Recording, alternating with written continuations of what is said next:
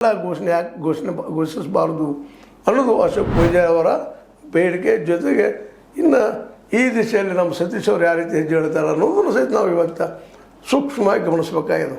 ಏನಾಗಲಿ ಗೋಕಾಕ್ ಚಿಕ್ಕೋಡಿ ಜಿಲ್ಲೆ ಆಗಲಿ ಒಂದು ವೇಳೆ ಇದು ಮಾಡಲಿಕ್ಕೆ ಆಗದೇ ಇದ್ದರೆ 4 ಜಿಲ್ಲೆ ಘೋಷಣೆ ಮಾಡಿ ಅನ್ನೋದು ಜನಸಾಮಾನ್ಯರು ಇತ್ತೀಚೆಗೆ ತಮ್ಮ ಅಭಿಪ್ರಾಯ ವ್ಯಕ್ತಪಡಿಸ್ತಾ ಇದ್ದಾರೆ.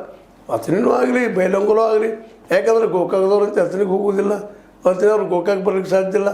ಅವ್ರು ಅಲ್ಲೇ ಮಾಡ್ಕೊಂಡು ತಮ್ಮ ಜಿಲ್ಲಾ ಮಾಡ್ಕೊಂಡು ಅಲ್ಲೇ ಮೂರಾಕ ಏನು ಹೋಬಳಿಗಳು ಅಥವಾ ಒಂದು ದೊಡ್ಡ ಪಟ್ಟಣ ಪಂಚಾಯತ್ಗಳು ಅಂತ ಊರುಗಳು ತಗೊಂಡು ಮಾಡಿದೆ. ಇನ್ನು ಸಣ್ಣ ಸಣ್ಣ ಜಿಲ್ಲೆಗಳು ಮಾಡಿದರೆ ಆಡಳಿತ ದೃಷ್ಟಿಯಿಂದ ಎಲ್ಲರಿಗೂ ಒಳ್ಳೆಯದಾಗ್ತದೆ. ಎಲ್ಲ ಡೆವಲಪ್ಮೆಂಟ್ಗಳು ಎಲ್ಲ ಜನ ಡೆವಲಪ್ಮೆಂಟ್ಗಳು ಆಗುವ ಸಾಧ್ಯತೆಗಳು ಹೆಚ್ಚಿದೆ ಅನ್ನೋದು ಒಂದು ತರ್ಕ.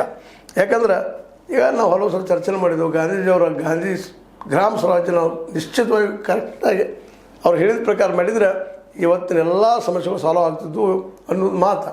ಆದರೆ ಇವತ್ತು ಈ ರೂಪದಲ್ಲಿ ಬರಲಿಕ್ಕತ್ತದ. ಜಿಲ್ಲೆಗಳು ಸಣ್ಣ ಮಾಡ್ತಾ ಒಂದು ಕೆಲವು ಪಟ್ಟಣ ಪಂಚಾಯತಿ ಗ್ರಾಮಗಳನ್ನು ಸೇರಿಸಿ ಒಂದು ಜಿಲ್ಲಾ ಮಾಡಿದರೆ ಆಡಳಿತ ದೃಷ್ಟಿಯಿಂದ ಒಳ್ಳೆಯ ಸುಲಭ ಆಡಳಿತ ಆಗುವ ಜೊತೆಗೆ ಜನಸಾಮಾನ್ಯರಿಗೆ ಹೋಗಿ ಸಹಿತ ಆಡಳಿತ ಮೂಡ್ತದೆ ಅನ್ನೋದು ಒಂದು ವಿಶ್ವಾಸ. ಹೀಗಾಗಿ ಗೋಕಾಕ್ ಜಿಲ್ಲೆ ಆಗಲೇಬೇಕು ಅನ್ನುವಂತಹ ಒಂದು ಇಲ್ಲಿಯ ಗೋಕಾಕ್ ತಾಲೂಕಿನ ಸುತ್ತಮುತ್ತಲಿನ ನಮ್ಮ ಐನೂರು ತಾಲೂಕಿನ ಜನರ ಬಯಕೆ, ಆ ಬಯಕೆಯನ್ನು ಈಡೇರಿಸುವಂಥ ಕೆಲಸ ಇವತ್ತು DKC ಅವರೇನೋ ಚಿಕ್ಕೋಡಿ ಸಲುವಾಗಿ ಮಾಡ್ತಾಯಿದ್ದಾರೆ. ಅದನ್ನು ಸತೀಶ್ ಅವರು ಗೋಕಾಕ್ ಸಲುವಾಗಿ ಮಾಡಿ ಗೋಕಾಕ್ ಮತ್ತು ಚಿಕ್ಕೋಡಿ ಜೊತೆ ಬೇಕಾದ್ರೆ ಅಥಣಿ ಮತ್ತು ಏನು ಬೈರಂಗಲ ಆದರೂ ಏನು ತಪ್ಪೇನಿಲ್ಲ. ಯಾಕಂದ್ರೆ ಮೊದಲು ನಮ್ಮ ಗೋಕಾಕ್ ಜಿಲ್ಲೆ ಆಗಿರಿ ಅವು ಜಿಲ್ಲೆ ಆಗಿರಿ, ಇಲ್ಲಿ ಇನ್ನೊಂದು ಜಿಲ್ಲೆ ಆಗಬಾರ್ದು ಗೋಕಾಕ್ ಜನರ ಅಭಿಪ್ರಾಯ ಅಲ್ಲ, ವಿಶಾಲ ಮಟ್ಟದವ್ರು ಅದಾರ ಅನ್ನೋದು ಅಷ್ಟು ಸತ್ಯದ. ಇವತ್ತು ಚಿಕ್ಕೋಡಿ ಮತ್ತು ಗೋಕಾಕ್ ಜೊತೆಗೆ ಇನ್ನುಳಿದ ಸಹಿತ ಮಾಡಿ ಆದರು ಇವು ಜಿಲ್ಲೆಗಳನ್ನು ಘೋಷಿಸಲಿ ಅನ್ನೋದು ನಮ್ಮ ಅಶೋಕ್ ಪೂಜಾರಿ ಅವರು, ಡಾಕ್ಟರ್ ಅರ್ಜುನ್ ಪಂಗಣ್ಣವರವರು ಇನ್ನುಳಿದವರ ಅಭಿಪ್ರಾಯ ಆಗ್ಯದ. ಅವ್ರ ಜೊತೆಗೆ ನಿನ್ನೆ ನಿರಂತ ಪತ್ರಿಕಾಗೋಷ್ಠಿಯಲ್ಲೇ ಸಂಗೀತ ಕಾಂಬ್ಳೆ ಅನ್ನುವಂಥವ್ರು, ಶಬ್ಬೀರ್ ಮುಜಾವರ, ಡಾಕ್ಟರ್ ಪ್ರವೀಣ್ ನಾಯ್ಕ, ಮಲ್ಲಪ್ಪ ಜಟ್ಟಣ್ಣವರ ಇಂಥವರೆಲ್ಲ ಪ್ರಮುಖರು ಕೂಡಿಕೊಂಡು ನಮ್ಮ ಜಿಲ್ಲಾ ಆಗಲಿ ಗೋಕಾಕ್ ಅಂತ ಬಿಡಿಗಿಟ್ಟಿದ್ದಾರೆ.